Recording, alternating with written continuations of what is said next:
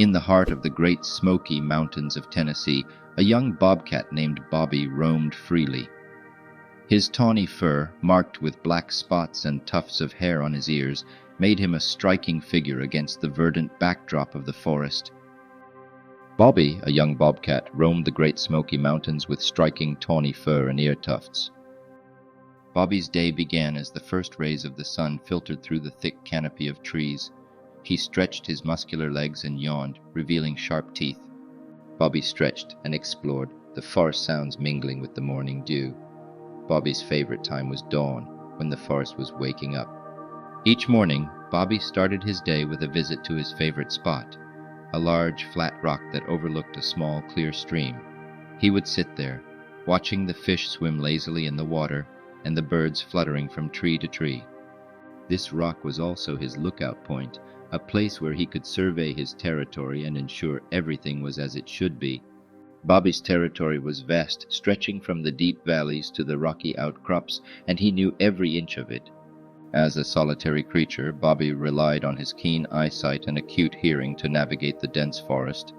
He was a master of stealth, moving silently through the underbrush, his padded feet making no sound on the forest floor. One crisp autumn morning, while exploring a new part of his territory, Bobby encountered an unusual sight. A young fox named Freddie was caught in a hunter's trap, whimpering in pain. Despite their natural instincts to be wary of each other, Bobby felt a pang of empathy. He carefully approached Freddie, his instincts screaming caution. "Hold still, I'll help you," Bobby whispered gently. Using his sharp claws, Bobby skillfully pried the trap open, freeing Freddie. The fox limped a few steps before turning to Bobby with grateful eyes. "Thank you," Freddie said, wincing. "I owe you my life." From that day on, a unique friendship blossomed between the two. Freddie, with his cleverness and speed, and Bobby, with his strength and stealth, made a formidable team. They shared knowledge of the forest, warned each other of dangers, and sometimes hunted together. Bobby taught Freddie how to stalk prey silently, and in return, Freddie showed Bobby the best places to find berries and other food sources. Together, they shared hunting tactics and food sources, enhancing their survival skills. Their bond grew stronger as the seasons changed. During the harsh winter, they found warmth and safety in a hidden cave. Bobby would catch rabbits and squirrels, while Freddie, with his keen nose, located hidden caches of food. They would spend evenings curled up together, sharing stories and keeping each other warm against the biting cold. But life in the wild was not without its challenges. One evening, a fierce storm battered the mountains, and the usually calm streams turned into raging torrents. Bobby and Freddie were separated while seeking shelter. Bobby, drenched and cold, searched frantically for his friend. The wind howled through the trees, and the rain fell in sheets, making it nearly impossible to see. After hours of searching, Bobby heard a faint cry. Following the sound, he found Freddie clinging to a branch over the swollen river, his eyes wide with fear. Without hesitation, Bobby leapt into the icy waters, battling the strong current to reach his friend. With a final surge of strength, he managed to pull Freddie to safety. Exhausted but relieved, they lay on the riverbank, catching their breath. The storm eventually passed, and the forest slowly returned to its serene state. Bobby and Freddie knew they were lucky to have survived, and their bond grew even stronger after that harrowing experience. As the seasons turned, Bobby and Freddie faced many other challenges. In spring, they encountered a family of black bears who had claimed part of Bobby's territory as their own. The mother bear, protective of her cubs, saw Bobby and Freddie as a threat. After a tense standoff, Bobby used his agility to climb a tree and escape, while Freddie used his cunning to find a hidden burrow.